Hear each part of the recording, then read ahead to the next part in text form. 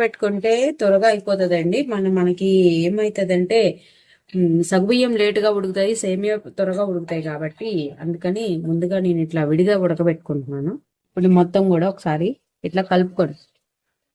ఇప్పుడు మంచిగా ఉడికిపోయింది కదండి. ఒక ఫ్యూ సెకండ్స్ ఆ ఫ్లేవర్ కూడా సగ్గుబియ్యానికి పట్టాలి కాబట్టి చూడండి. ఇందాక నేను ఈ గ్లాస్కే తీసుకున్నాను. ఇప్పుడు ఈ గ్లాస్కే పంచదార పోస్తున్నాను. ఇంకొంచెం ఒక పాతి గొంతు పోసాను. నేను ఒకటికి ఒకటే పోసానండి. స్వీట్ కావాలంటే స్వీట్ తగ్గింది అనిపిస్తే ఇంకొంచెం పోసుకోవచ్చండి. ఇదిగోండి ఇప్పుడు 4 ఎలాచీలు తీసుకొని ఇలా దంచుకొని వేసుకోవాలండి. సేమియా సగ్గుబియ్యం పాయసం అయిపోయిందండి. ఇప్పుడు నేను జీడిపప్పులన్నీ వేసేసుకుంటున్నానండి.